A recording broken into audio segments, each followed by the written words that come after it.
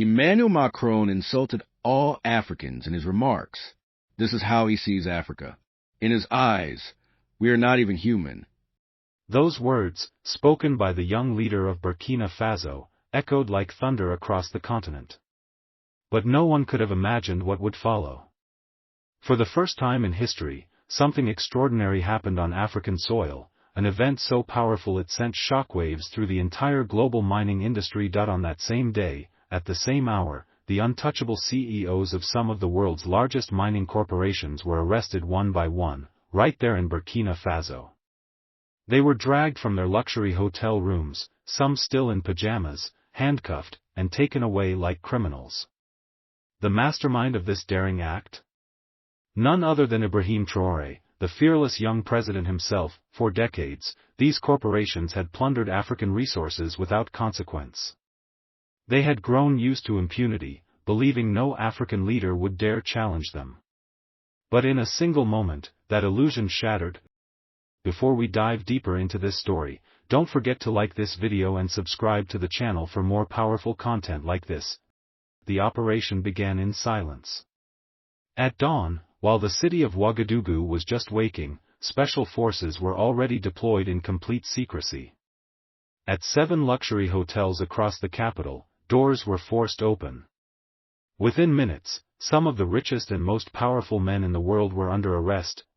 Victor Pro, the head of Goldmax, one of the largest global mining giants, was among the first to be captured.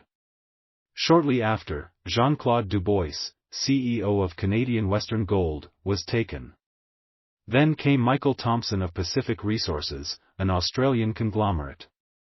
Each arrest was not random, it was part of a plan calculated down to the smallest detail. For months, Traore had quietly prepared this moment. He ordered a nationwide audit of every foreign mining company. He gathered a team of specialists, lawyers in international finance, experts in criminal law, and resource economists who could untangle decades of hidden theft. What they uncovered was staggering. Over the course of 50 years, foreign mining corporations had extracted more than $500 billion worth of gold from Burkina Faso. Out of that unimaginable fortune, the country itself received barely $10 billion. The rest vanished, stolen through tax fraud, fake accounting, and secret offshore networks. For 6 months, the investigation continued in total secrecy. Not a single leak escaped to the media. Informants went undercover inside the mines, drones captured aerial images, satellite data was cross-checked with export figures. And the truth was worse than anyone dared imagine. Some companies were underreporting their production by up to 90%. That meant 9 out of every 10 ounces of gold were smuggled out of the country, completely hidden from the books. When Traore finally addressed the nation, his voice was firm: the gold taken from our soil, from the blood and sweat of our people, sits in European vaults. Meanwhile, our citizens starve. This ends today. And indeed, it ended. The arrests were swift and precise. Victor Pro tried to call his private security guards, but by then the state forces had already surrounded his hotel. He was handcuffed and transported directly to a maximum security prison. At the airport, Dubois prepared to flee on his private jet, but the borders were already closed. He was arrested on the road before reaching the runway. Michael Thompson was caught in a hotel conference room, frantically transferring assets on his laptop. Officers stormed in before he could finish, and his computer became one of the most important pieces of evidence in the case. Traore's team left nothing to chance. Mining companies had been forced to hand over 10 years of financial records. Forensic accountants worked day and night, exposing the lies hidden in their numbers. Goldmax, for example, mined nearly $500 million worth of gold in 2019 from a single site. But when tax season came, they reported only a fraction, paying barely $5 million into the treasury. Why? Because they declared just 10% of their production, while secretly smuggling the rest abroad. Canadian Western Gold used another trick.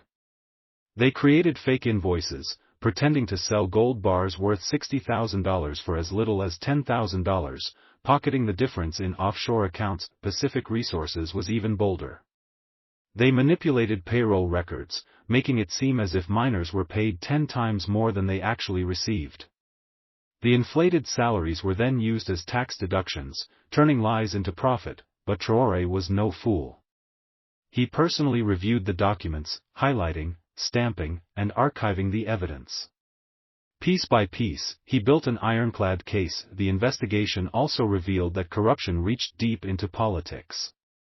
In 2015, a former energy minister accepted $50 million to reduce Goldmax's tax rate from 30% to a shocking 3%. That single deal cost the nation nearly $2 billion every year. 2 years later, the brother of a former president accepted $100 million to grant mining licenses on lands that belonged to villagers. Entire communities were displaced, forced from their homes with no compensation. Armed with this mountain of evidence, Traore went further than anyone expected. He took the case to the International Criminal Court, accusing the corporations of crimes against humanity, forced displacement, child labor, and environmental destruction. To the world's surprise, the ICC accepted.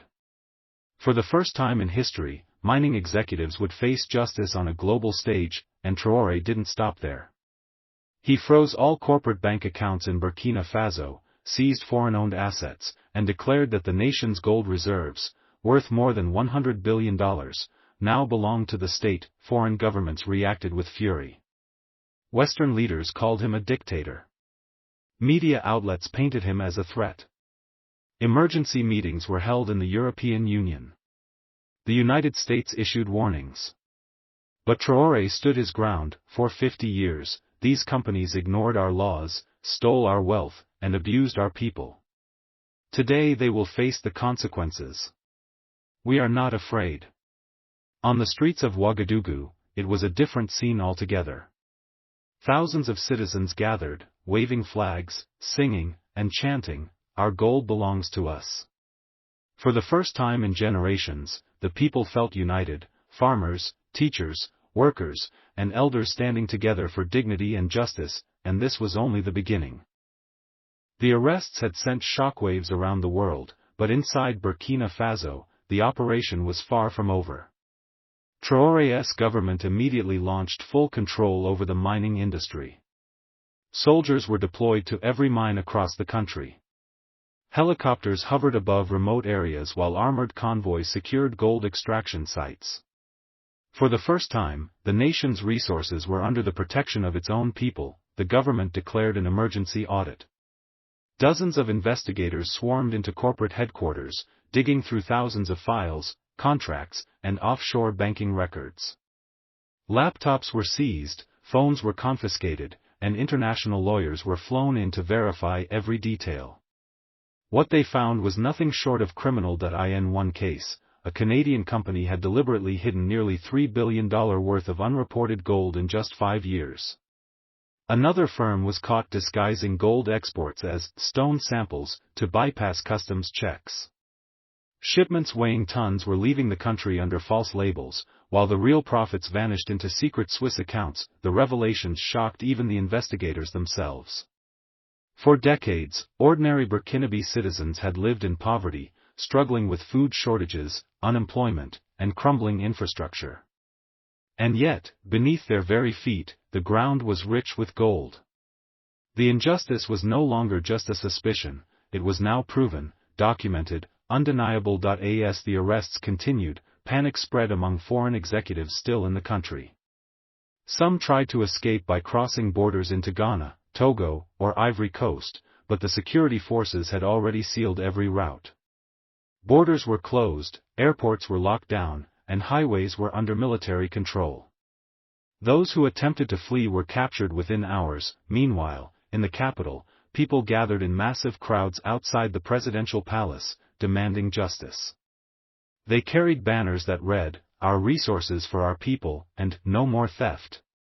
For the first time in history, ordinary citizens felt the state was on their side, not on the side of foreign companies. The international reaction, however, was fierce.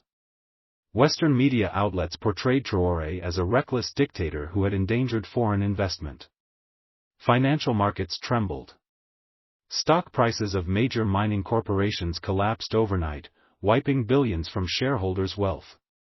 Angry phone calls flooded into Burkina Faso's government from Paris, Ottawa, London, and Washington, but Traoré's administration refused to bow. They made it clear, Burkina Faso would no longer tolerate exploitation. The gold of the nation belonged to its people. To ensure this, new policies were announced. From now on, all mining contracts were to be renegotiated. Foreign companies would be allowed to operate only if they accepted at least 60% profit sharing with the Burkinabe state. Tax loopholes were closed, offshore accounts were banned, and strict monitoring was put in place. In addition, the government announced the creation of a national gold refinery, a massive project that would allow the country to process its own gold instead of shipping raw material abroad. For decades, Burkina Faso had exported unrefined ore, leaving the real profits to foreign refiners. That era was over. The refinery project was not just symbolic, it was revolutionary. By refining gold domestically, Burkina Faso would keep billions of dollars in added value within its borders. Jobs would be created, infrastructure built, and industries developed. For the first time, the nation would take its rightful place in the global market, not as a victim of exploitation but as an equal player. Meanwhile, trials for the arrested executives began in special courts. Evidence was presented, forged invoices, secret emails, contracts signed in exchange for bribes. One by one, the crimes were exposed in front of the world. Some executives tried to deny responsibility, blaming local managers. Others attempted to bribe officials even from inside their prison cells. But the government stood firm. The people watched the trials with disbelief. For years, they had lived under leaders who bowed to foreign powers, selling out national wealth for personal gain. Now, for the first time, they saw powerful foreigners being held accountable for their crimes. The psychological impact was immense. A sense of dignity returned to the nation, but the fight was not just against corporations. The investigation revealed that local elites had been deeply complicit. Former ministers, parliament members, and even past presidents had accepted millions in bribes to grant licenses, reduce taxes, or turn a blind eye to environmental destruction. In one particularly shocking case, a former prime minister was accused of signing an agreement that allowed a foreign company to destroy entire villages for mining expansion. Thousands of families had been displaced, and their lands poisoned with mercury and cyanide. The company paid him $25 million for his silence. These revelations tore open old wounds but also gave people a new determination. Citizens demanded the prosecution of corrupt politicians alongside foreign CEOs. Justice must be equal, they shouted in the streets. Traore responded by creating a Truth and Justice Commission to investigate every politician linked to mining corruption. Within weeks, dozens of high-ranking officials were summoned to testify. Some fled the country, seeking asylum abroad. Others were placed under house arrest. Internationally, pressure mounted. France threatened sanctions, Canada suspended development aid, and the United States hinted at military consequences. But none of this broke the resolve of the Burkinabe government.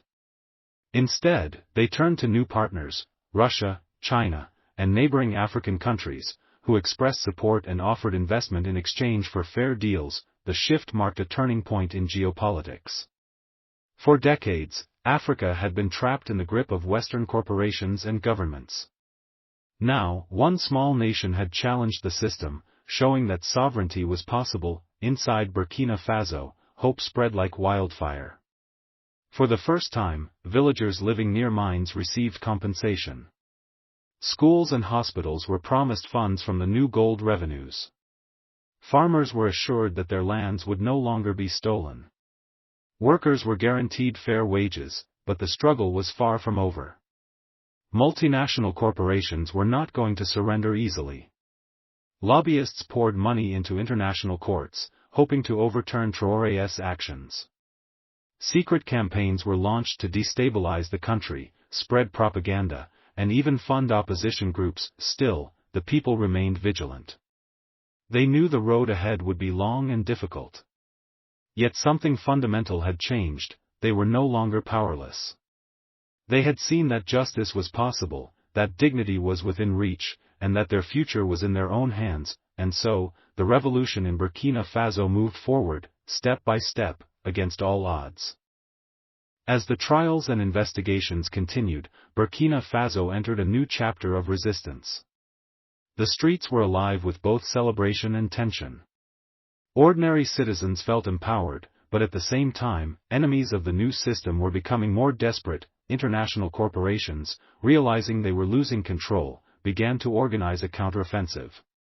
Secret reports emerged that intelligence agencies from powerful nations were holding closed-door meetings, discussing how to contain the situation.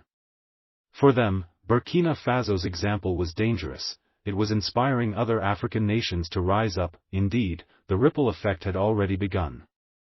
Across the continent, leaders and activists were paying attention. In Mali, Niger, and Guinea, voices grew louder, calling for similar actions against foreign exploitation. Protests erupted in mining towns across West Africa, with people chanting, "If Burkina can do it, so can we." This sudden awakening terrified the elites who had benefited from the old order. Billions of dollars in profits were at stake, and powerful families across Europe and North America feared that their golden pipeline from Africa was coming to an end. Inside Burkina Faso, Traoré's government moved quickly to solidify its gains. The new national gold refinery project officially broke ground, with engineers and workers laboring day and night. Plans were drawn for the construction of railways and highways that would connect mines directly to the refinery. Young students in universities were offered scholarships to study geology, engineering, and metallurgy, fields that would build a generation of experts capable of managing their nation's wealth. But these bold steps also invited new threats. Sabotage became a daily concern. Several mines reported mysterious accidents, machines suddenly breaking down, fires erupting without explanation, and storage facilities catching flames. Investigators discovered evidence of deliberate tampering, suggesting that enemies were trying to destabilize the reform process from within. At the same time, international media unleashed a wave of propaganda. News outlets in Paris, London, and Washington painted Traoré as a dictator clinging to power, accusing him of suppressing democracy and violating human rights. The same newspapers that had ignored decades of theft and exploitation now suddenly expressed concern for freedom in Burkina Faso, but the people were not fooled.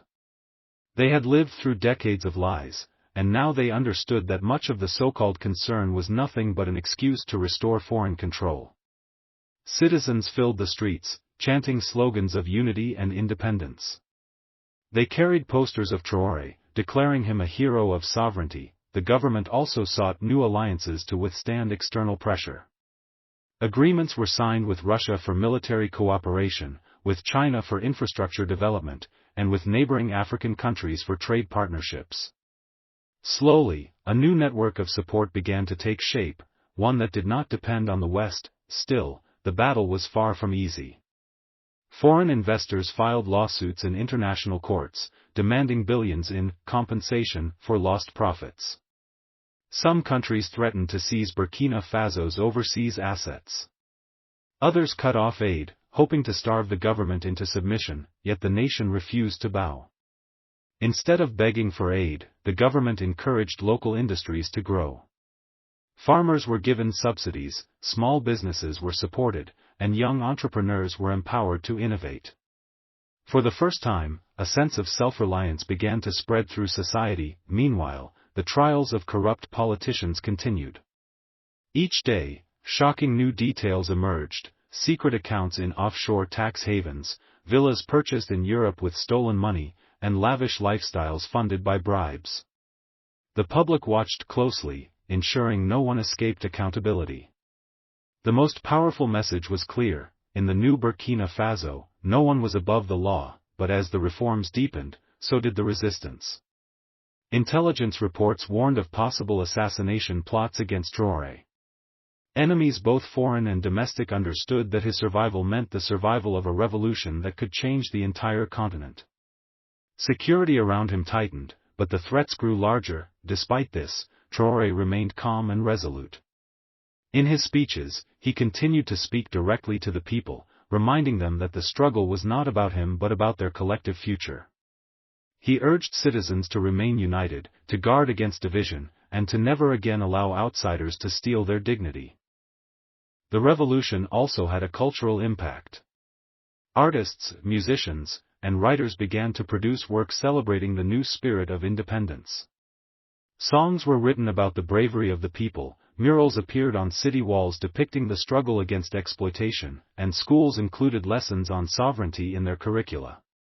A new generation was being raised to understand that their land and resources were theirs to protect. International observers could not deny the shift. Even critics admitted that something profound was happening in Burkina Faso. The old cycle of dependence and exploitation had been broken, and the people had tasted the power of sovereignty, but victory was not yet secure. International corporations were still lobbying their governments to intervene. Some were calling for military action, arguing that stability in the region was at risk. Behind closed doors, strategies were drawn to destabilize the country, using economic pressure, disinformation campaigns, and political manipulation. The people, however, had become vigilant. Neighborhood committees were formed to monitor unusual activities. Citizens volunteered to protect mines and public buildings. Communities shared resources to ensure no one went hungry during difficult times. The sense of solidarity grew stronger with each passing day. The struggle in Burkina Faso was no longer just about gold, it was about dignity, sovereignty, and the right of a people to decide their own destiny. The revolution had become a symbol of hope, not just for Burkina Faso but for all of Africa, and though challenges loomed on the horizon, the people knew one thing for certain: they had already broken the chains of silence and submission. From now on, they would stand tall, united, and unafraid. The story of their struggle was still being written, but one truth was already clear: Burkina Faso had awakened, and it would never return to sleep. As months passed, the movement in Burkina Faso grew stronger, but so did the storms gathering against it. The nation stood at a crossroads where every decision carried enormous weight. The foreign powers that had once exploited the land were now desperate to reclaim control, but the people had tasted freedom, and there was no turning back. Western governments increased their pressure. Sanctions were announced, limiting trade and blocking access to international loans. French companies that had operated in Burkina Faso for decades were suddenly ordered to withdraw, taking with them equipment, expertise, and billions of dollars in unpaid dues. On the surface, these actions looked like punishments meant to weaken the government. But in reality, they revealed something deeper. The West was terrified of a free Burkina Faso, yet, despite these obstacles, something remarkable unfolded. Local industries began to rise from the ground. Farmers who once struggled under foreign-controlled markets now found new opportunities to sell their crops within the country and to regional partners. Small workshops and factories opened, producing tools, equipment, and goods that once had to be imported. The most powerful change, however, was psychological. For the first time in generations, the people truly believed in themselves. They no longer looked to Europe or America as saviors, they saw their own strength as the foundation of progress. This shift in mindset was perhaps the greatest victory of all. Meanwhile, the gold refinery project neared completion. Engineers announced that within months, Burkina Faso would be able to process and refine its own gold, keeping profits within the nation. The news sent shockwaves across the global markets. Investors panicked, and companies that had grown rich off African resources feared that other nations might follow the same path. Indeed, the ripple effect could already be felt. In neighboring Niger and Mali, leaders began renegotiating contracts with foreign corporations. In Guinea, new laws were proposed to ensure greater control over mining exports. Across Africa, whispers of revolution spread, inspired by the courage of Burkina Faso, but with inspiration came danger. Intelligence reports warned that powerful interests were planning covert operations. Rumors spread of mercenaries being hired, of local traders being paid to destabilize the government, and of underground plots to sow division among the people. It was a dangerous game of survival, where one wrong step could undo years of progress. Despite this, the people remained united.